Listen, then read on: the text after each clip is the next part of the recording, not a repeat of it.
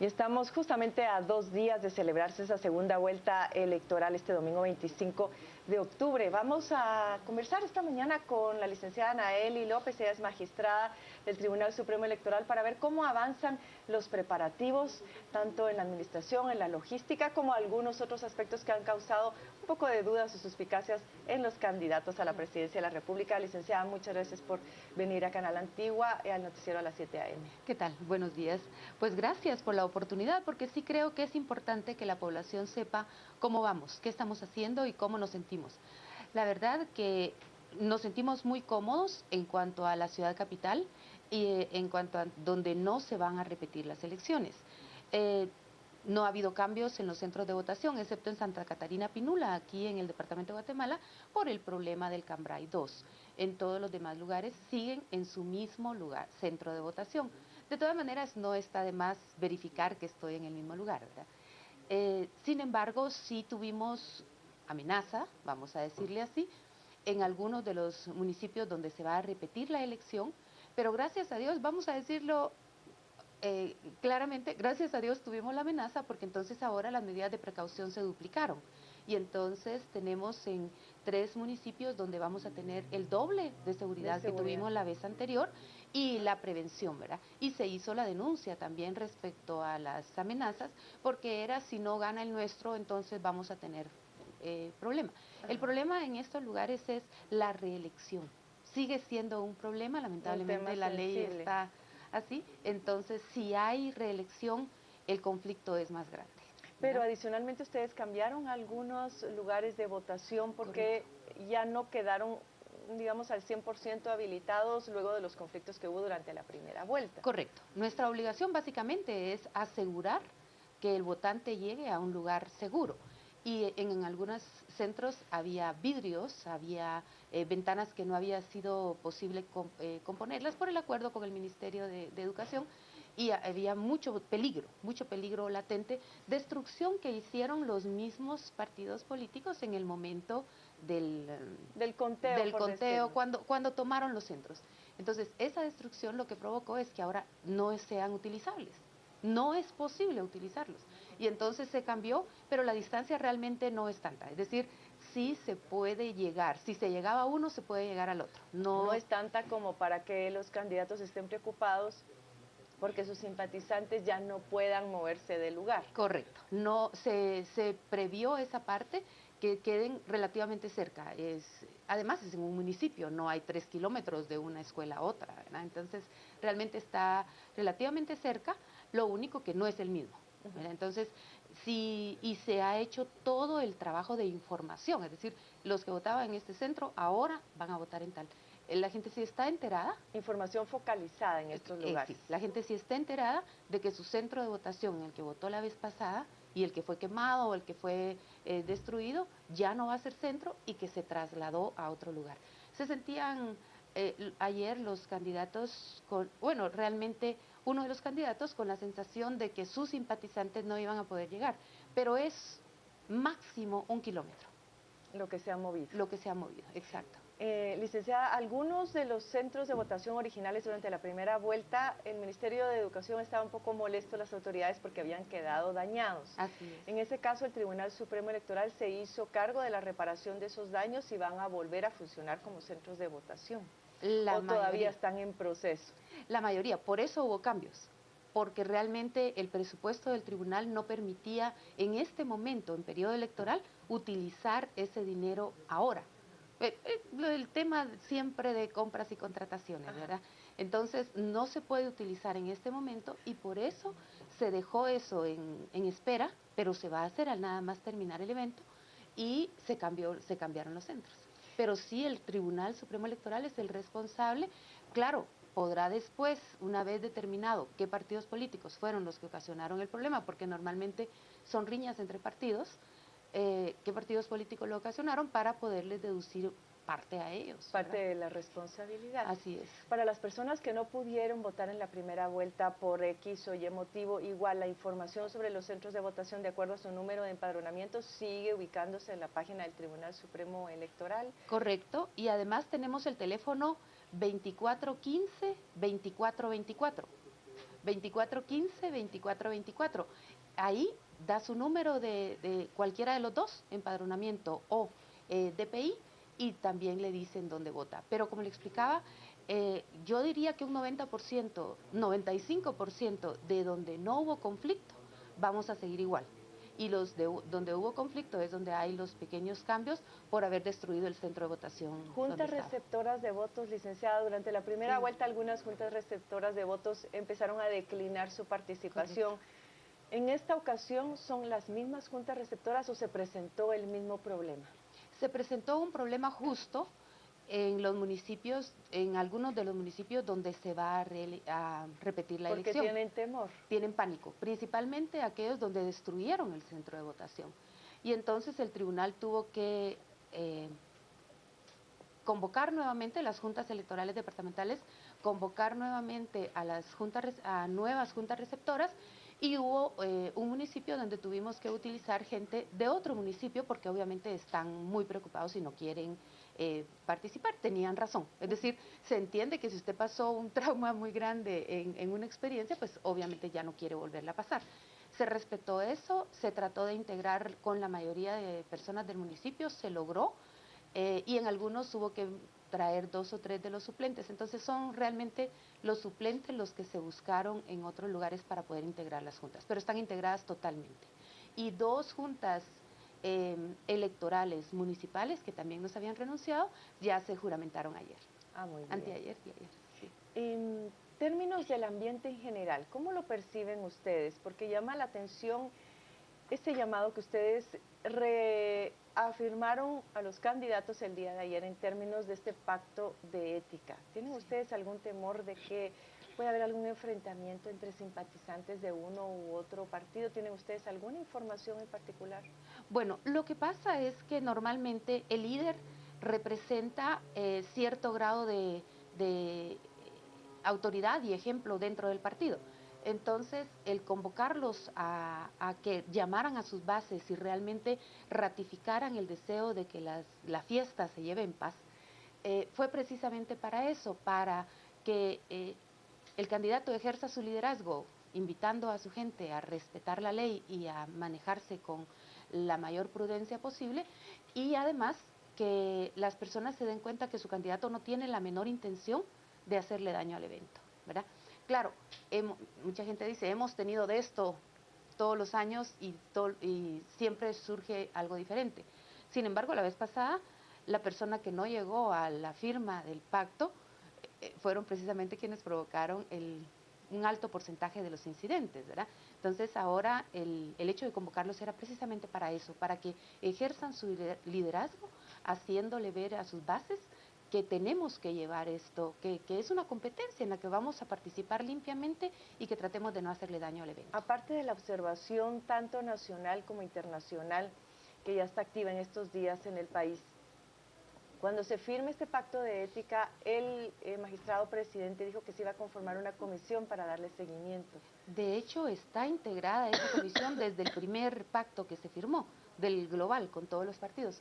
Entonces, se le dio seguimiento, se dijo qué partidos realmente no habían cumplido, quiénes habían cumplido a medias y quiénes realmente no habían ocasionado ningún problema, porque los hay, aunque no lo creamos, hay partidos que se mantuvieron aislados. Ahora, obviamente los partidos más grandes son los que tienen más posibilidades de ocasionar daño o de que los ánimos se aldeen, si vamos a decirlo en términos coloquiales, sí, y el gobierno local, ¿verdad? Es en los gobiernos locales, es en las municipalidades donde hay problema, y en las municipalidades precisamente donde hay reelección o donde estos 2 partidos que han mantenido una competencia toda la vida por el área rural, sí se pelean, sí, pues lejos de ser un partidismo se vuelve fanatismo o se vuelve una urgencia de defender al sistema, ¿verdad? Ajá. En términos de la transmisión de datos, la página del Tribunal Supremo Electoral estuvo pues bastante activa ese día. De hecho, muchos medios de comunicación tuvieron la oportunidad de colocar también esa misma información en sus páginas web, y el ciudadano podía darse cuenta de cómo era que se iba contabilizando los votos a favor de uno u otro candidato. En esta oportunidad me parece que el resultado no va a ser tan cerrado como para provocar los mismos problemas o las mismas dudas que se provocaron durante la primera vuelta. Pero el sistema está preparado exactamente para funcionar de la misma manera. Correcto. Si usted se da cuenta, esta es la primera vez que el sistema se dejó abierto, es decir, que va alimentándose conforme se va terminando de contar la mesa. Antes se esperaba y Guatemala entraba en un momento y los demás entraban en otro momento. Hoy día no. En este momento entran todos conforme mesa que entra, mesa que sale en el sistema y que la población la puede conocer.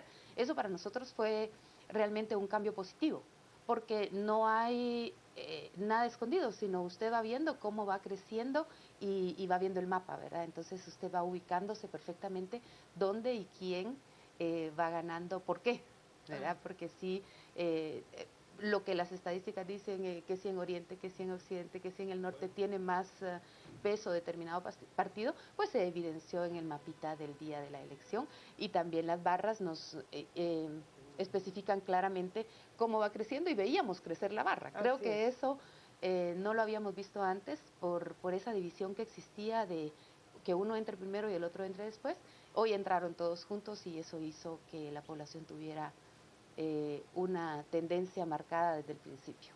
En términos de estos candidatos que ya fueron electos para diputados al Congreso de la República y que están siendo cuestionados por tener contratos con el Estado, es una decisión que se dice el Tribunal Supremo tenía que tomar. ¿Está el tribunal trabajando actualmente en ese análisis? ¿Irá a tener una resolución sobre este caso previo o inmediatamente después del proceso electoral? Fíjese que sí, se está trabajando y se está trabajando duro, porque obviamente no es muy fácil para el tribunal cuando nos encontramos con temas de el famoso derecho de defensa, el debido proceso, pero además la responsabilidad que tiene el tribunal de respetar la decisión popular. Ese es quizá el problema más grande, porque estos frenos de el debido proceso y el derecho de defensa no permitieron evitarles participar en su momento. Y ahora participaron, el pueblo ya se manifestó, pero sí tenemos que tener bien claro, nosotros votamos por una lista cerrada, ¿verdad? Entonces, ¿Estos candidatos todos eran por el Estado Nacional o había no, algunos distritales? hay de los dos, hay de los dos. Entonces, yo creo que sí es bien importante que, por ejemplo, si yo hubiese sido candidata, voy a poner mi nombre porque es quizá como más fácil, si hubiese sido candidata, iba en un paquete donde nadie podía elegirme si estaba cuarta o quinta en la lista y decir, mire, está cuarta, pero yo la quiero, ¿verdad? Sí. No se puede si no se elige al partido. Cuando elegimos al partido, exacto, entonces se vuelve complejo, porque el tribunal tendrá ahora que decidir si le da el partido al que sigue en la lista de repartición, o esa curul se declara vacante y se le da al siguiente. Entonces, son problemas realmente de tipo técnico. Pero que van a tener que resolverlos antes de la toma de posesión. Por supuesto, eso tiene que estar resuelto. Yo diría que a finales de noviembre ya debiera estar resuelto, porque si usted oye, ya los diputados están negociando la nueva junta directiva. Sí. Entonces, espérense, por favor, porque no se sabe quiénes realmente van a poder tomar posesión y quiénes no, ¿verdad? ¿Y qué lecciones aprendidas nos deja esto, licenciada López? Porque sobre este caso en particular, algunos decían, es que el monitoreo ciudadano habló muy tarde, porque ellos debieron de haber presentado esta información previo a que ellos pudieran inscribirse como candidatos y demostrar que tenían contratos con el Estado. Otras personas dicen, no era responsabilidad de la Contraloría General de Cuentas. La Contraloría dice, no, no es nuestra responsabilidad, no es eso lo que nosotros tenemos que ver, nos corresponde únicamente el finiquito y el finiquito no pasa por eso. Y otros dicen que el Tribunal Supremo Electoral. ¿Qué lecciones extraemos de esto y cómo resolvemos este entuerto? Fíjese que nosotros nos sentimos responsables. Creemos que sí hubo una especie no teníamos en aquel momento, de hecho todavía no la tenemos, pero está en la ley como uno de los problemas serios con los que se encuentra el tribunal, de poderle pedir información a SAT. Recuérdese que hay prohibición expresa en la ley de que SAT circule la información de los, es decir, esa información se la entregamos a SAT bajo el principio de confidencialidad, por lo tanto, SAT no la puede entregar a un tercero. Tendría que ser a través de un juez. Entonces, pero nosotros esto no parece vamos... que fue a través de Guatecompras. No, yo Si no sé, estoy. pero Guatecompras funciona a través de SAT. Es decir, esa información se pide a través de SAT. Entonces, para nosotros el problema es pedirle información a Guatecompras, no lo hicimos, no teníamos esa disciplina de hacerlo en conjunto, SAT, Guatecompras, Superintendencia de Administración Tributaria, Banco de Guatemala. En la ley viene, en las reformas viene, para que el tribunal tenga esa autoridad de solicitar a todas estas entidades la información. No se solicitó, ¿sí? No se solicitó. Entonces, por eso no había, de hecho, cuando hubo denuncias, muchos de los que se quedaron fuera por el 113 fue por denuncias de la ciudadanía, no porque el tribunal de oficio no podía dedicarse a hacer eso. Ahora lo va a hacer. Si nos aprueban la ley, sí está esa posibilidad, ¿verdad? Pero no estaba, entonces no se hacía. La investigación era si existe o no, pero nunca fuimos a tribunales a averiguar si esta persona tenía, se imagina, son 32,000 candidatos, cómo íbamos a averiguar de cada uno, ¿verdad? Sí. Y si se hubiera tenido la denuncia ciudadana en su momento, aunque se supo de muchas cosas, por ejemplo, los que son MP y CICIG denunciando algunos, pero si bien es cierto, son entidades serias, entidades que están bajo presunción de verdad, también es cierto que hay derecho de defensa. Entonces no podíamos condenarlos antes, ¿verdad? Son casos completamente nuevos para el Tribunal Supremo Electoral. Correcto. Yo creo que cada elección va arrojando nuevas experiencias y con lo cual va planteando el reto de plantear soluciones. Correcto. Un mensaje final a nuestro público televidente previo al proceso electoral del 25 de octubre, licenciada López. Okay. Para mí, vamos a votar. Creo que el principal mensaje es no nos quedemos en casa, hagamos valer nuestro voto para tener la solvencia moral de exigir el cumplimiento.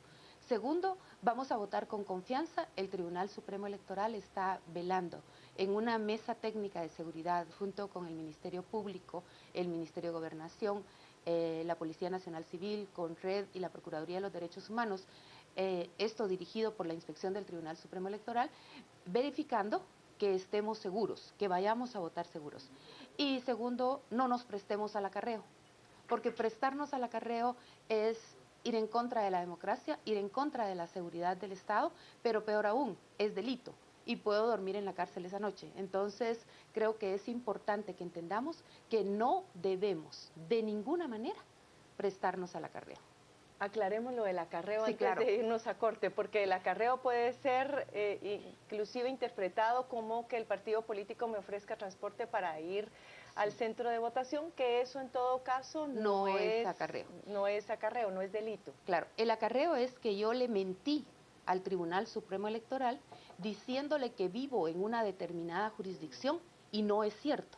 Y voy a votar a esa otra jurisdicción alterando el resultado, alterando la democracia, poniéndole a ese municipio un alcalde que no es deseado por la población, sino que es manejado políticamente por los partidos políticos. Y esto sí es por los partidos políticos.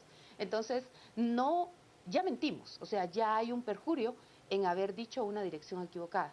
Pero si lo hicimos, abstengámonos de ir a votar, porque eso representa un delito. Es constitución de delito y esto aplica únicamente para esos municipios que van a tener que repetir esa elección. Bueno, de hecho, aplica para todos, porque puede que en aquel entonces lo llevaron para votar por el alcalde. Pero ahora también necesitan que vayan y voten por el presidente y tienen obligación de llevarlos, aunque su alcalde ya no vaya corriendo, tienen obligación de llevarlos porque ellos les cambiaron. El compromiso ya estaba hecho. Así es, ellos les cambiaron la jurisdicción donde votan. Entonces, pero prestarse a eso fue uno de los problemas más grandes que tuvimos, cuando los pobladores descubrían que llegaba un bus con gente que no pertenecía al municipio. Y generó tensiones innecesarias. Se generó conflictos serios, es decir, incluso es bueno decirlo, que esta vez generó detenciones y hubo gente durmiendo en la cárcel o en las carceletas. Gracias, licenciada, nuevamente por su participación acá en Canal Antigua y de nuestra parte desearle todo lo mejor para que este proceso electoral se desarrolle sin ningún tipo de contratiempos, así que muchísimos éxitos. Gracias. A nuestro público televidente, volver a invitarlo para que participe este 25 de octubre en este proceso electoral y pues legitimemos de esta manera a nuestras autoridades para el próximo periodo a partir de 2016. Gracias por habernos acompañado y seguimos con la agenda informativa de esta mañana. Vamos con ustedes, Carolina y Mario.